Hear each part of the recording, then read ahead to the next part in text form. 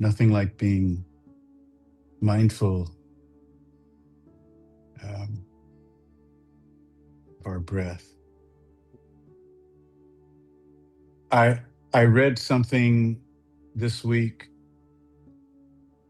by a man in Gaza.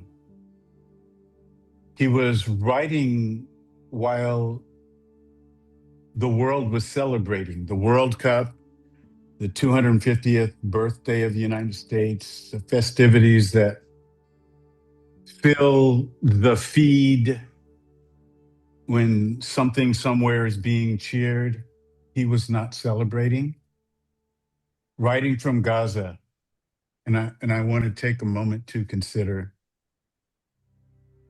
because I've been watching celebrations from here in Cape Town, and I've been thinking about what it means to celebrate when your neighbor cannot, or when you cannot.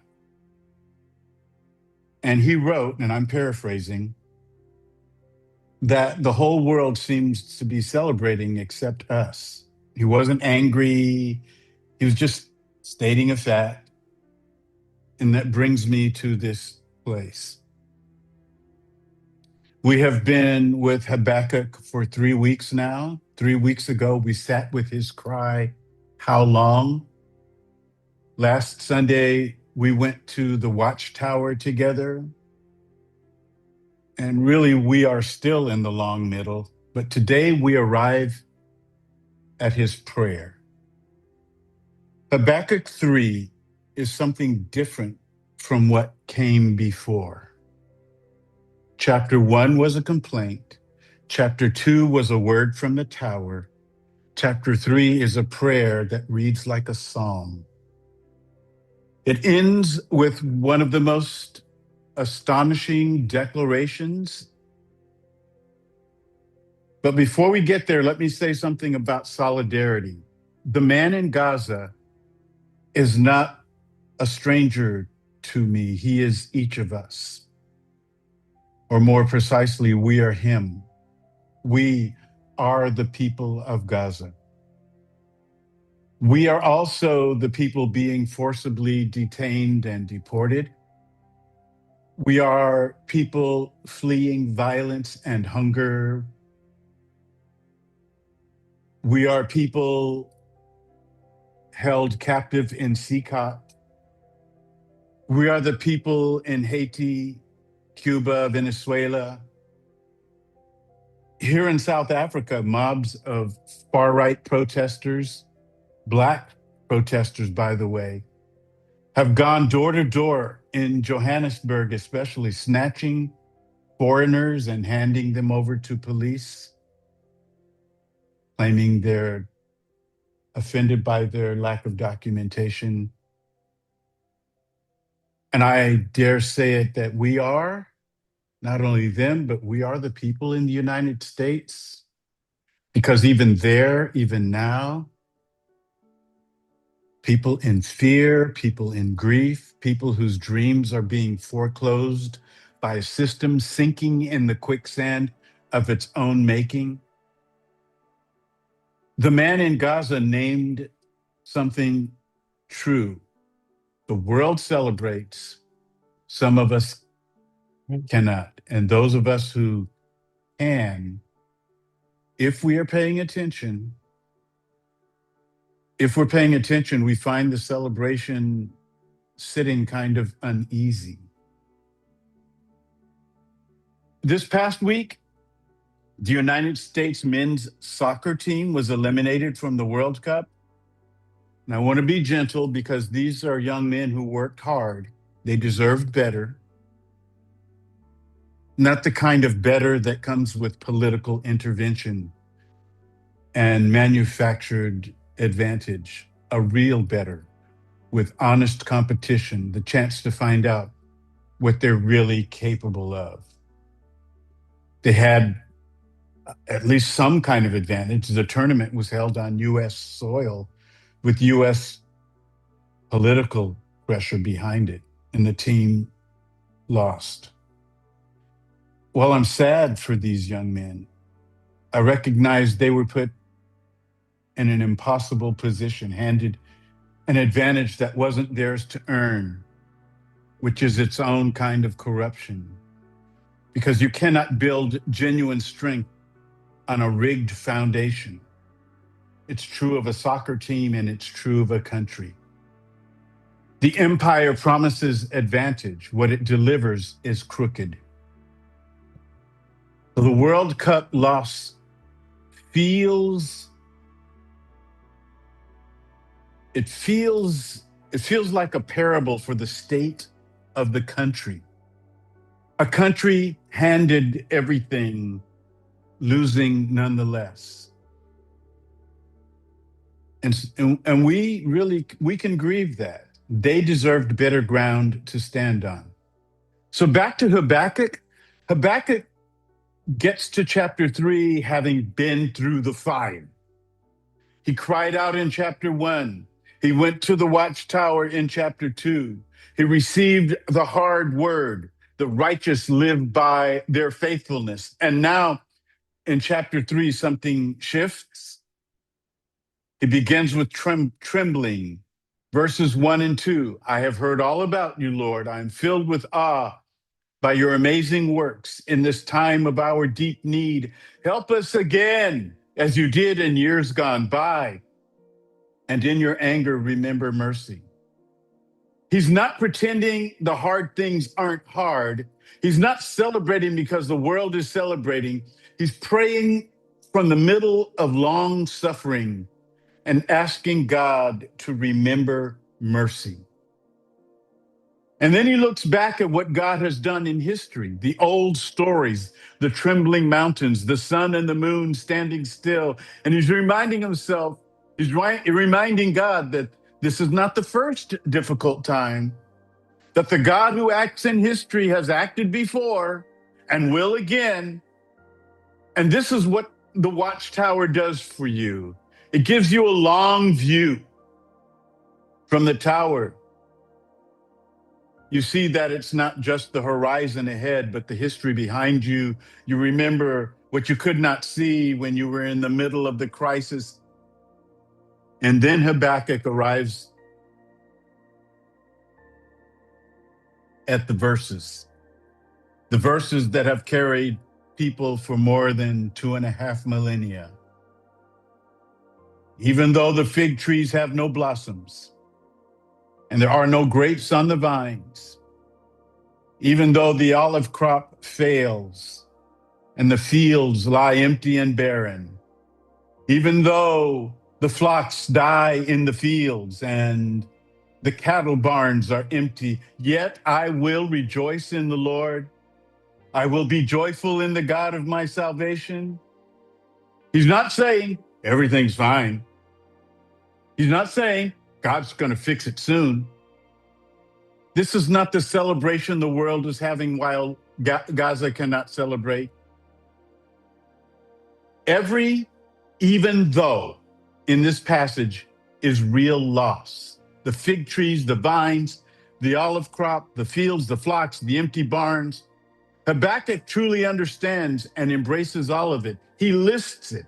He sits in it. And then he says, yet.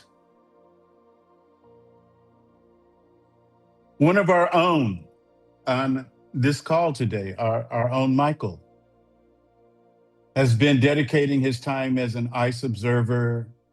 He's there to bear witness whenever raids take place.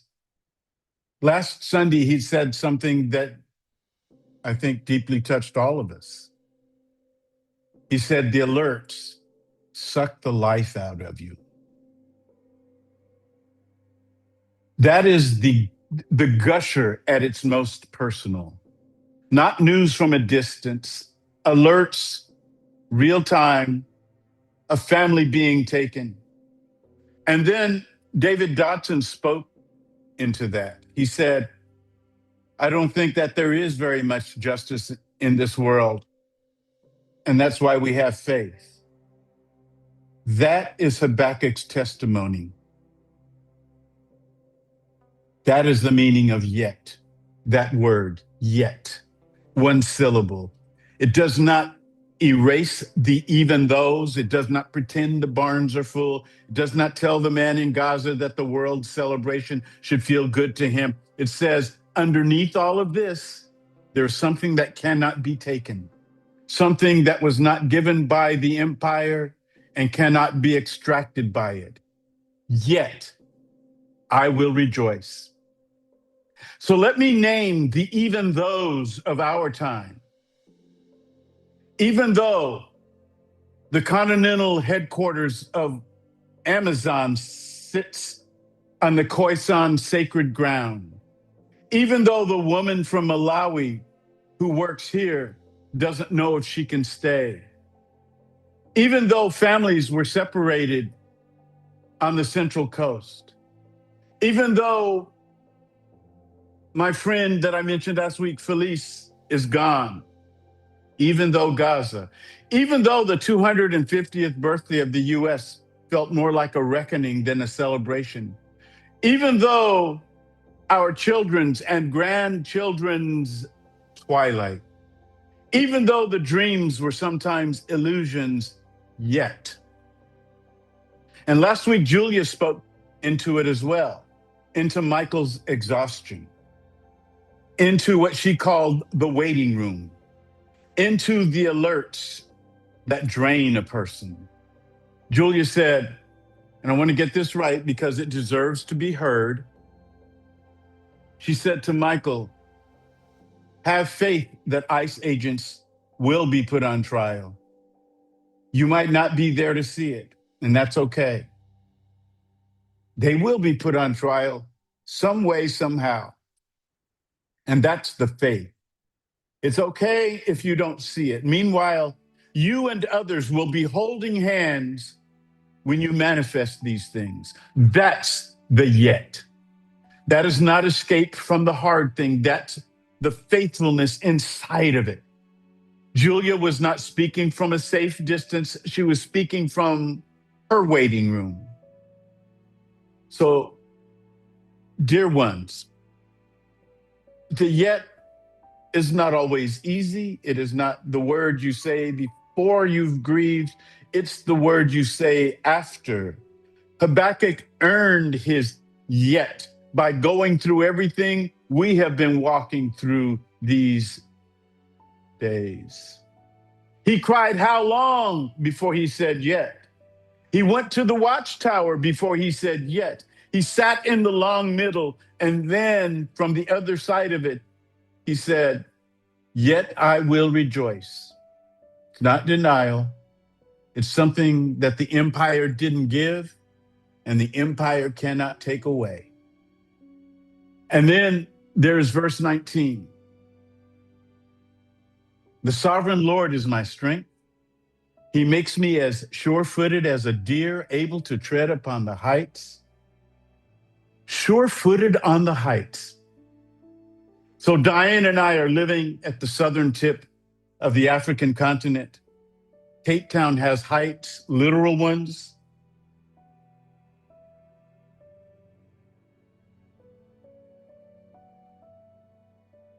We're between two oceans at the Cape. And I've been thinking about what it means to tread on the heights in a time like this. Not above suffering, not escaped from it, steady in it. The deer on the mountain does not pretend the mountain is flat. It has learned to stand. Hear me. It has learned to stand on uneven ground. That is what faithfulness produces. Not a smooth path, sure-footed steps on a difficult one. So we ask the question, how long?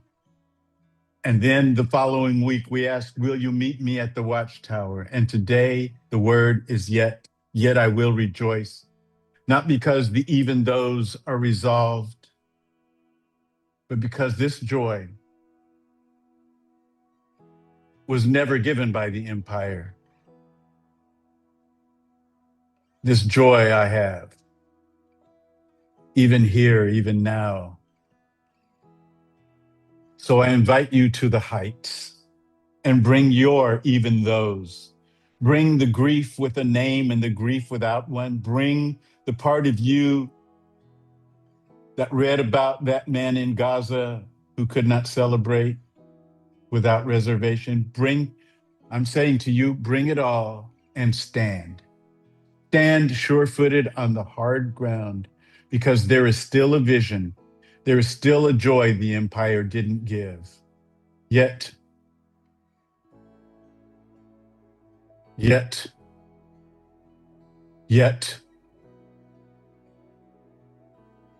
wherever you are right now, would you say it out loud? Yet. Come on, say it out loud. Yet I will rejoice. Yet. So I told you that I'd like for us to take a brief moment for silent prayer. And if you just bring yourself on camera, if at all you can.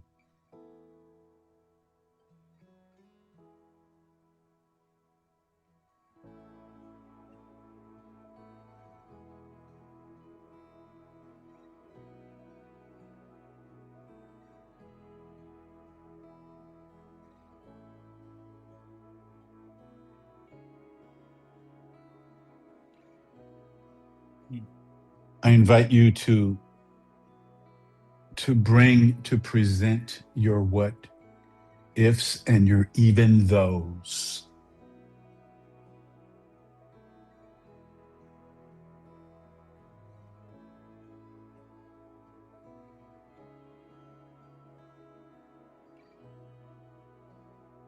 There's a song and a saying that permeates the tradition of the Black church.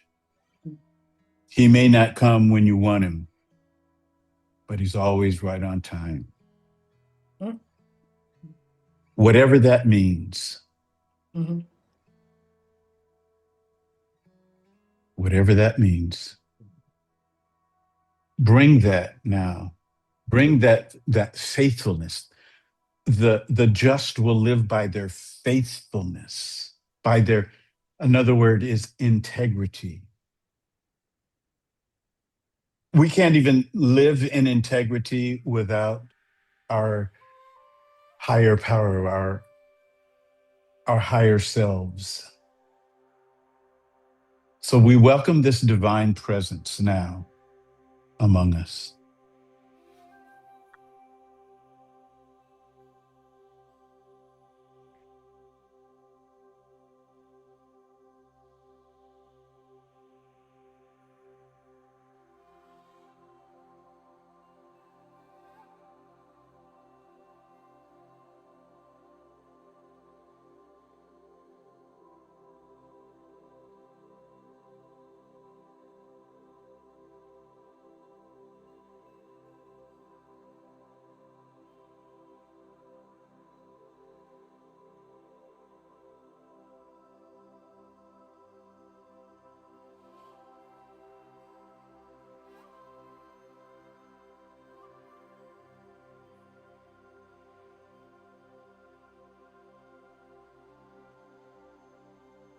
Thank you, Pastor Moore. There's a song by J-Lo, by the way. I can't just help it. And she says the same thing, you know? I may not come when you want me, but I'm always right on time. Oh, my goodness. I thought of I am because we are, you know? That was the first thing I thought of. And, you know, like with people like you and like Anna and like Michael, you're gonna fight the fight, but you can't do it alone. You know what I'm saying? Because it will drain you. So I think that's the ticket. The ticket is, you know, we need to connect. We need to we can't put the burden of like justice on just the, you know, the people who are capable, let's say, and courageous enough. Because some of us are capable and courageous, but we just need a little bit of help. you know? So I think it's like when Michael gets tired, someone needs to give him the high five, take a break, I got you, you know? And next up. Um, Anna, I would love to hear what you have to say. It's good to see you and happy birthday. Thank you. I'm 46 years young. I've been thinking about all of us and all of the times that we've had our even those, and wondering if folks would like to share how they got through their even those and how they were able to relinquish control and give it to God, because sometimes there are some things that we think we can change by ourselves and it's impossible without having some faith. So would love to open that up to the group and see if anyone would like to share what happened during their even those, and how they got through it, how they really enacted their faith in those times.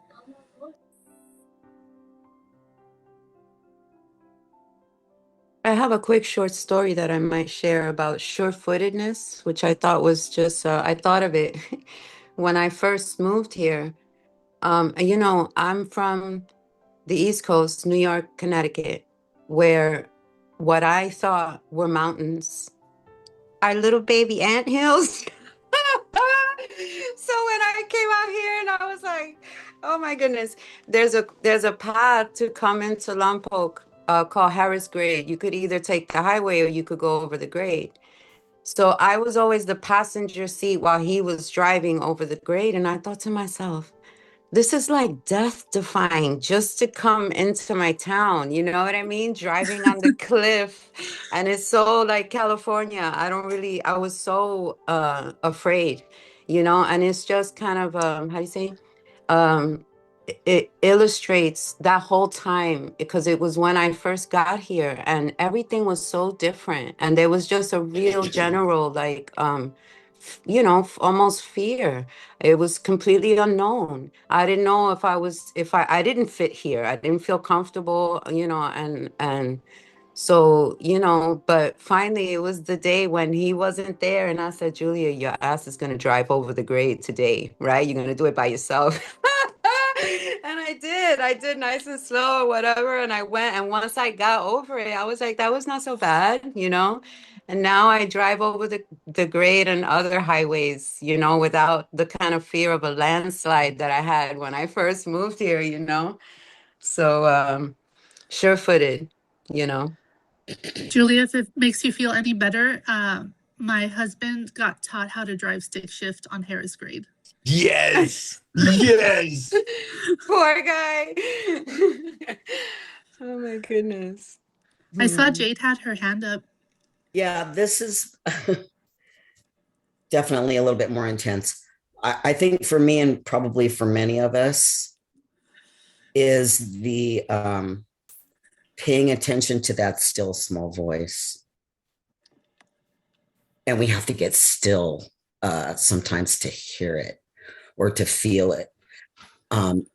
For many of us, we could call it intuition or an inkling. But I think when we're talking about faith and we're talking about the what ifs and yet, without going into a lot of detail, I'll tell you my story. I was held captive by a stranger. I endured things that I won't talk about here. And for hours,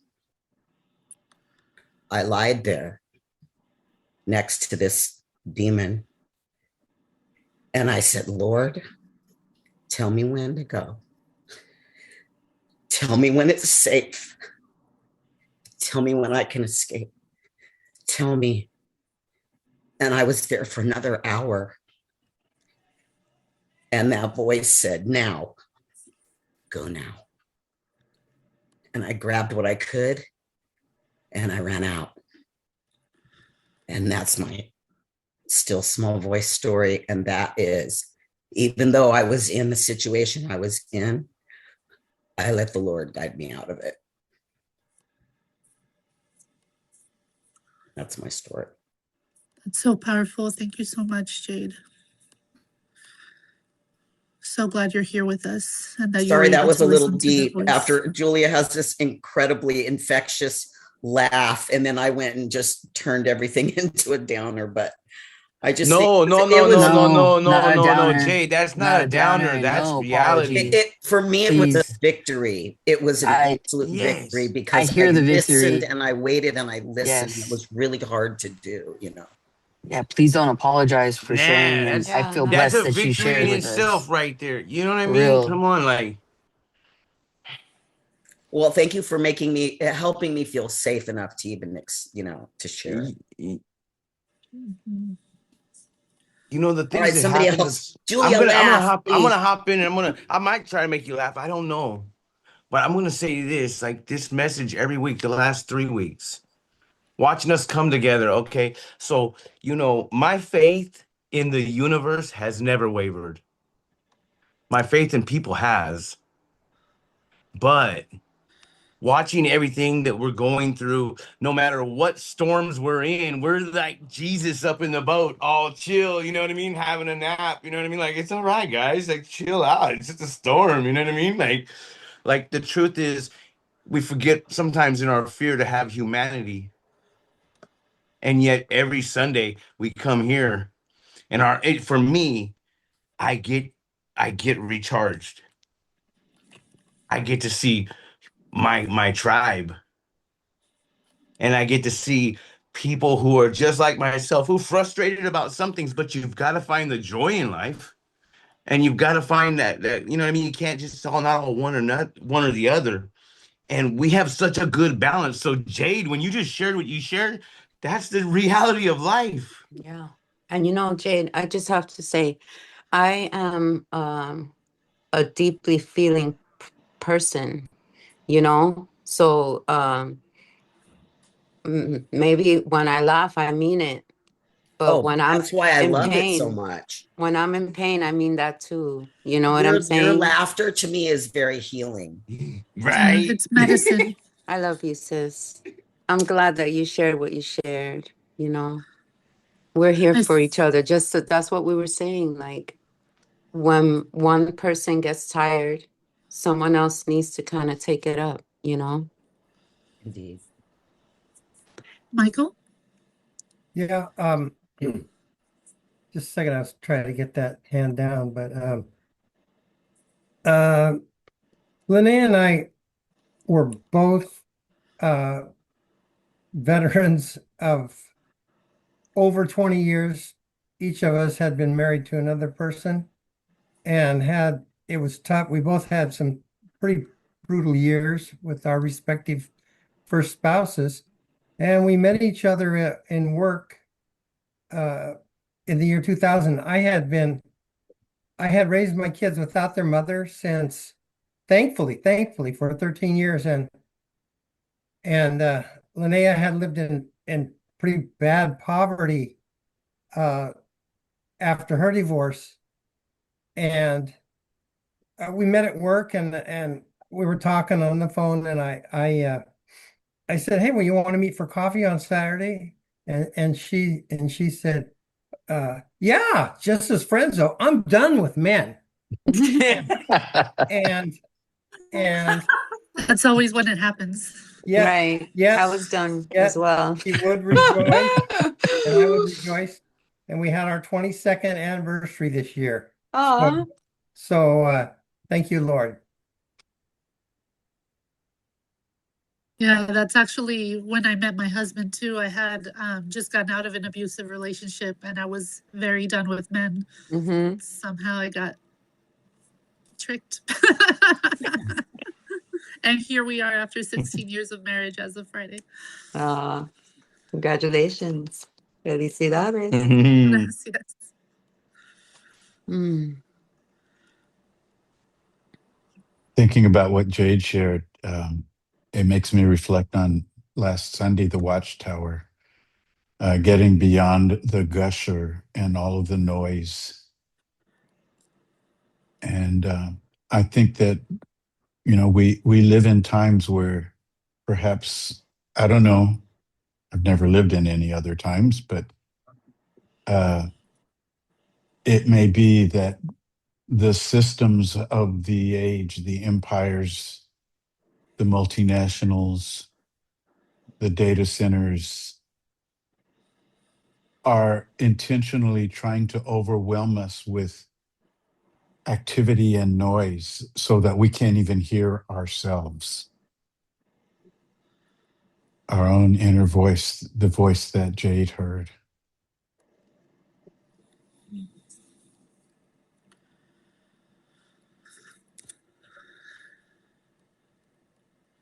I have to say, when Jade was telling her story, I was just so grateful that God had you under his wing.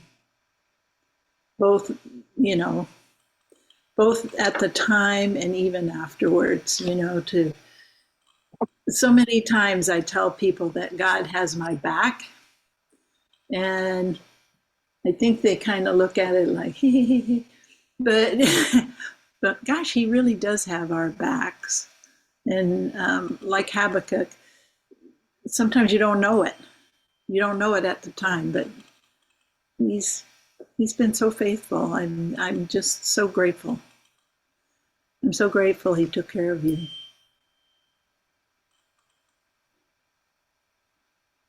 I have a similar situation. When I was in my 20s, I got drugged by a friend, well, so-called friend, and the people that she introduced me to. And I have no, very scattered memories of that night, very limited, but I knew something bad had happened that night.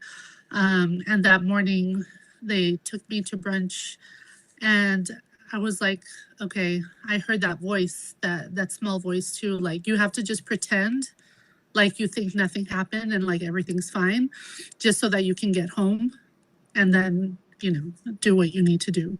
And that's what I did. And I definitely feel like if I hadn't listened to that voice, I don't know if I would be here today either.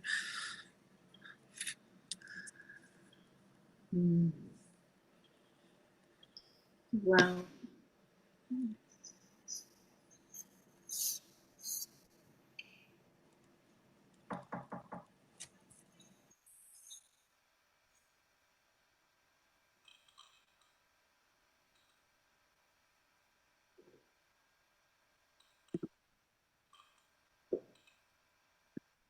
I've had a observation this week, and I'm not sure how to frame it in just even though, but this has been a pattern, and I haven't really seen anybody name it for a while, but it's been sitting pretty heavy with me this week, in the sense of in the era of Donald Trump, where caught with his facade and his screenplay of wannabe politics and his whatever, just all his theatrics. And we're talking about all this, crazy things of just what happens each day to day. And while all these like quote unquote crazy things are happening, oh, can you believe this? Can you believe that? Like, oh, he's doing this executive order here. Black life is still being taken. And I think that's sitting pretty heavy with me, as it doesn't get talked about, centered. I won't say it's forgotten, because there's many people that are making it in the forefront and fighting.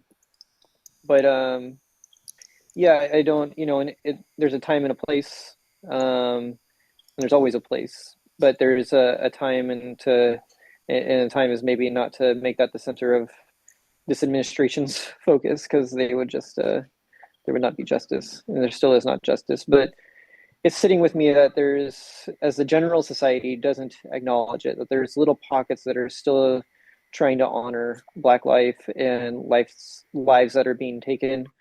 And I don't know, it's just sitting heavy with me this week, as it feels like it's this background, and not really the nobody knows the names that are being lost.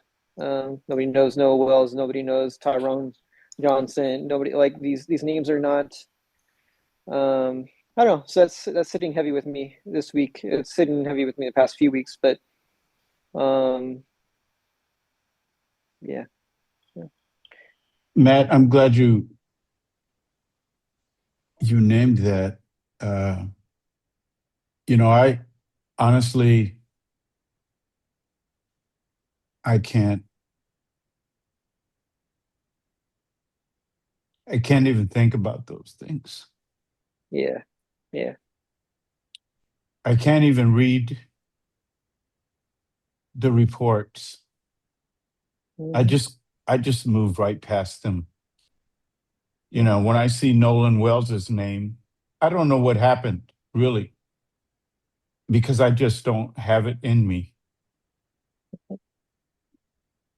Yeah. And the fact that 3 white boys lawyered up immediately is just just the way people are moving. It's or the National Guard in Memphis right now, or that court case with Carmelo Anthony. It's the way whiteness is moving right now is as if it can just move freely, and in the background, just this.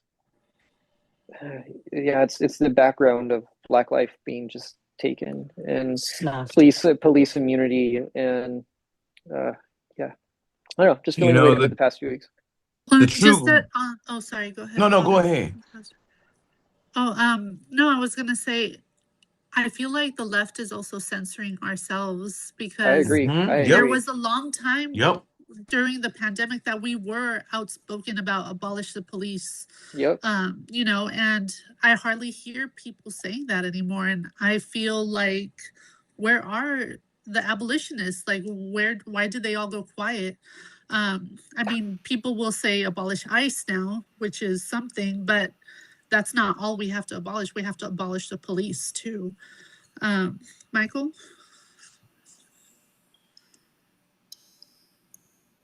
You mute. Yeah. I just want to mention somebody, she's at times been part of our community here in Jesus Collective, and she's been a lifelong friend of, or almost lifelong friend of David and Diane's, but here on social media platforms, our good friend Constina Baylor has been a very continuing outspoken advocate for Black Lives Matter and for injustices and calling out injustices. And I'd like all of us to keep our prayer and our solidarity with her too for her ongoing presence. She is such a light for justice and for always being at the head of the parade of doing good things, just being such a leader. That's Constina Baylor. And I had one real quick last thing to add to piggyback off of Matt and Pastor Moore. It's come to my, and I really feel this. The biggest Cold War was not with Russia, it was with ourselves. We've been in a Cold War since the end of, in 1865. And you know what? Jim Crow, whatever you want to call all of it, that Confederacy promising it was going to rise again did with the Heritage Foundation, and they are in power right now. That's just the reality of the political issue, and that's why white supremacy feels so damn bold right now. Yeah, Clint, the cartoonist from a long time ago, Walt Kelly, in the post in the comic, I'm blocking it, Pogo. He said, "We have met the enemy, and he is us." Hey, Julius? Just taking it all in. Thank you to Leslie for sharing that powerful testimony. Please. Thanks, baby. I think it was impactful to all of us. But Matt, thanks for highlighting what you highlighted as well. And of course, Julia and Clint, you guys always bring it. And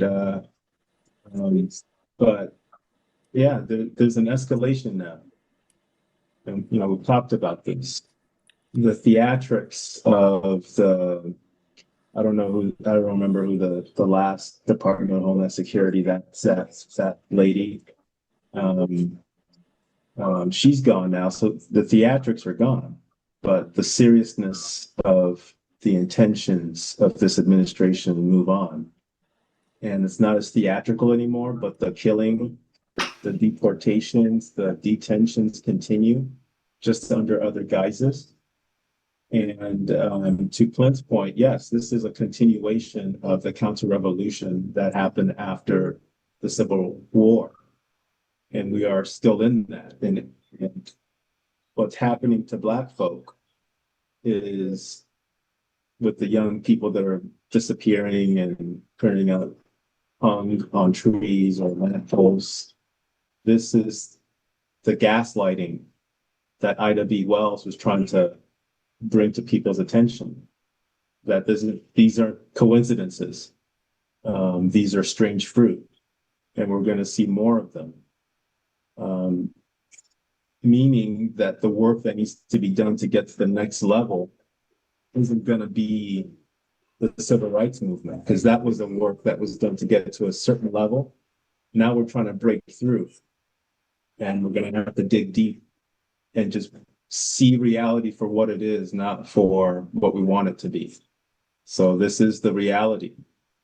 These people are going to have to be dealt with, and there's 77 million of them.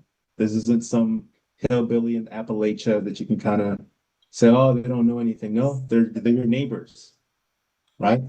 They're on your kids' soccer club, right? They're okay with this. And you're going to have to confront them at some point. They're in your family, right?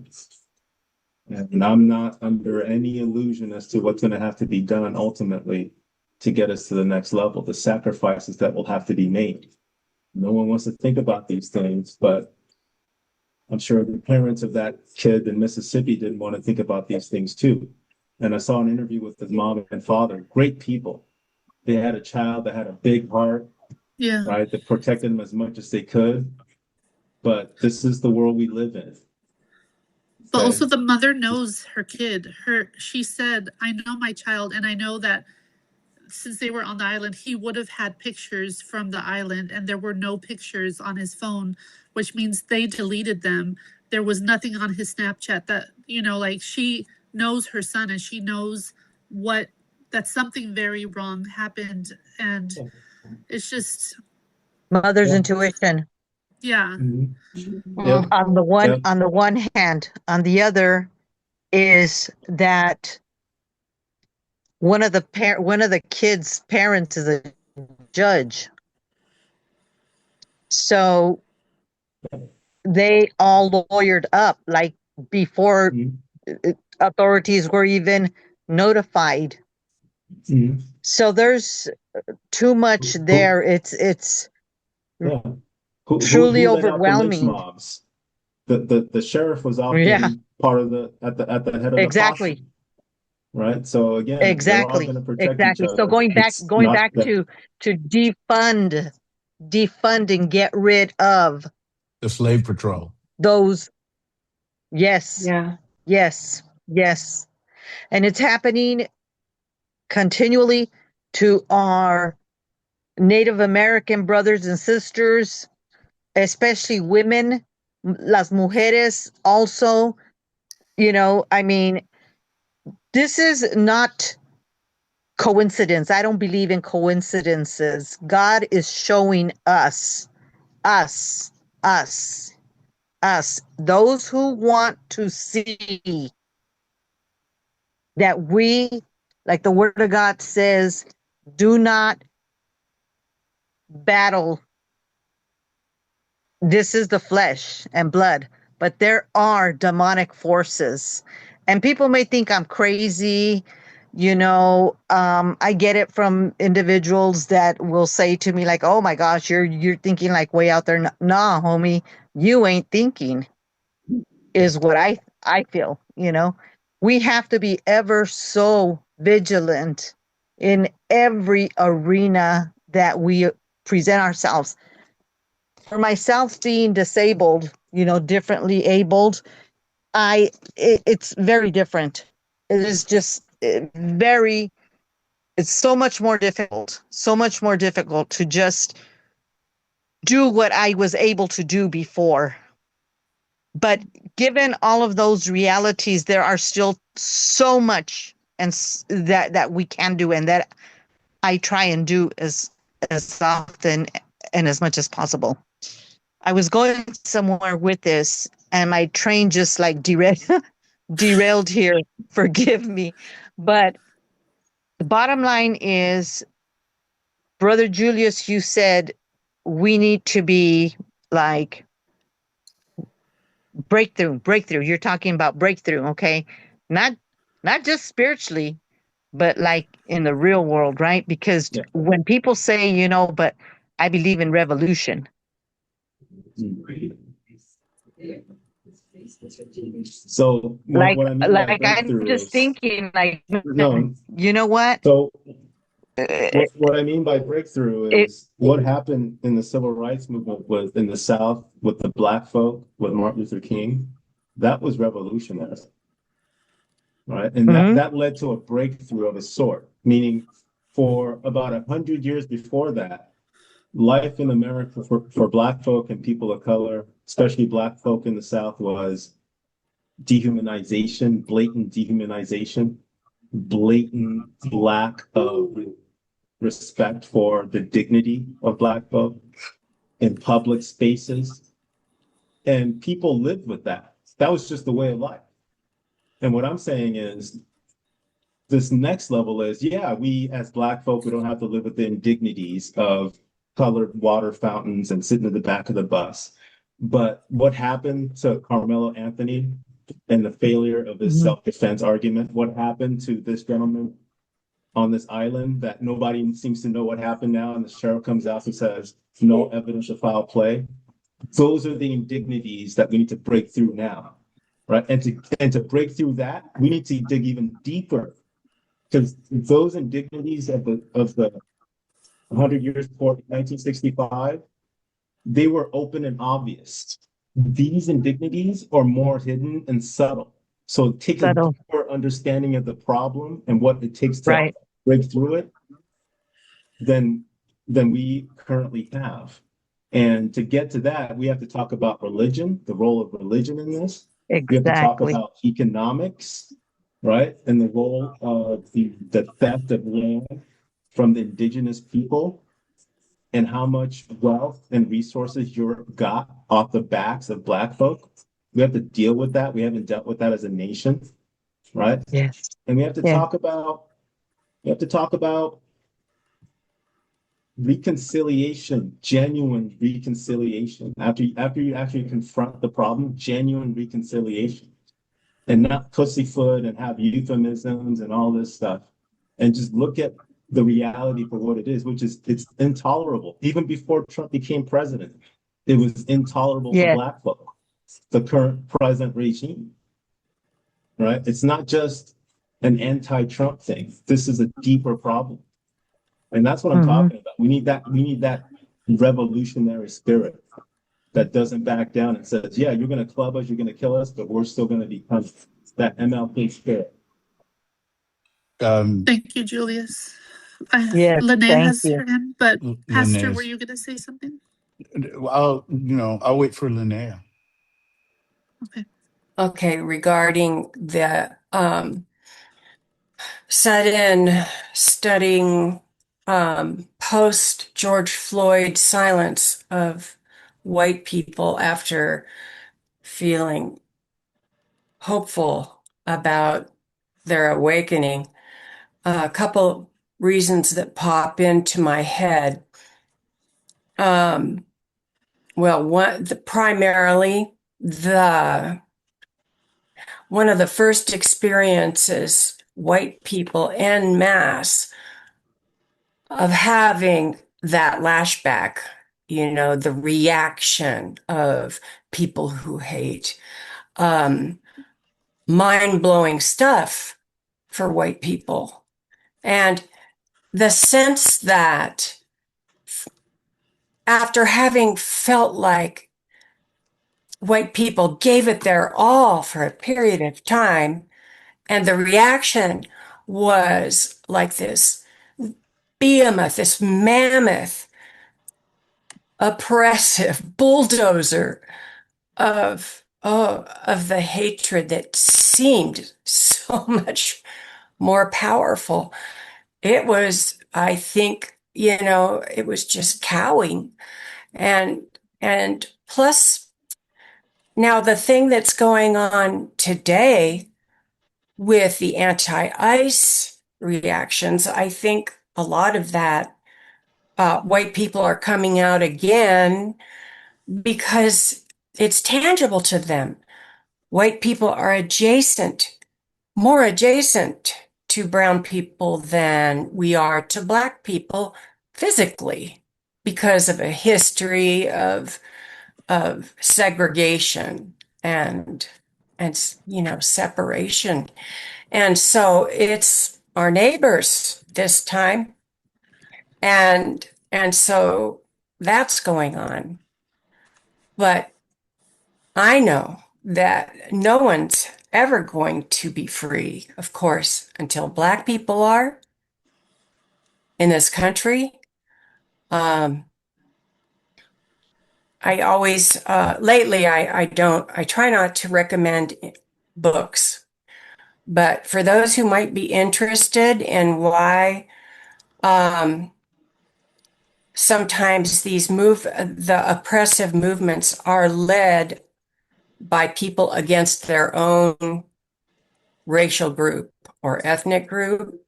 A new book is out by Stephen Thrasher, who is a local guy, active in the Palestinian movement. And the name of the book is The Overseer Class. And that's The Overseer Class by Stephen Thrasher. And it just kind of, for me, showed me the connections and how people can oppress those of their own color and race, an oppressed group, sometimes intentionally, but most often gradually through a series of pressure campaigns and insidious manipulation and so on. And also thanks to Clint, in the midst of all these death threats that a particular post brought out this past week, it took me a day to eliminate them from my Facebook page, but I didn't want to eliminate the post. So the only way I knew how was to eliminate them one by one, just delete them one by one, which took forever. But in the middle of all that, I'm starting to feel kind of alone. There he was. There's Clint. Thank you. Just encouraging. Hey, you know what? Hey, I don't like Let's bullies. let Bonnie Yeah. go ahead and weigh in. And then there is something that I wanted to point out before Hasmin leads us in communion. Okay. What I wanted to say is currently Ding Dong Trump wants to put all people with disabilities Yeah. in one place. And that scares me really bad. I don't think it will go through. I don't think Congress will let it, but that's maybe blind faith. I don't, I really don't know. And I know there's high up political people that have a disability and an obvious disability. So I don't think they'll let it happen. They're in the minority, of course, but I don't think the Friends will. And my question is, I've never been out of the country, out of the U.S., but what do other states, other countries do with people with obvious disabilities? I know England's okay, they may not handle it like I want, but they're out in the public. In another country, I can't think where it's at, they're out also. They have their own Olympics, I'm gonna say, and we have it here, which I'm not really comfortable with. I know that someone in a wheelchair can usually go faster than somebody can run, so I don't, don't really know. That's probably not fair either.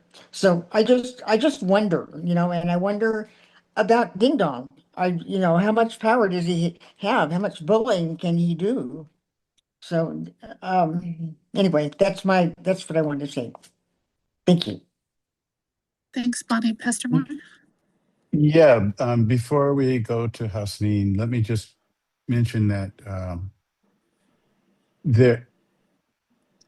we are witnessing here in South Africa. I'll just frame it this way. Just like in 2020, we saw the breakout of a pandemic. MAGA is a pandemic. It is not limited to the United States. It has moved beyond the Americas. It is European. Germans can use, they can be not Holocaust deniers now, which was illegal for a long time. And, we need to bear in mind a sense of proportionality. We were all deeply disturbed when 126 people were killed in Iran at a girls' school. But since Elon Musk and Doge terminated US aid, in Africa, 750,000 people, mostly children, have died of preventable diseases because of the termination, because of Elon Musk's intense hatred for Africans and Black people. So this is just having a sense of proportionality. Anti-Blackness is a global phenomenon. It's in the US, it's in the Americas, it's in Europe, it's in Asia, it's in Africa. And we as a species will not survive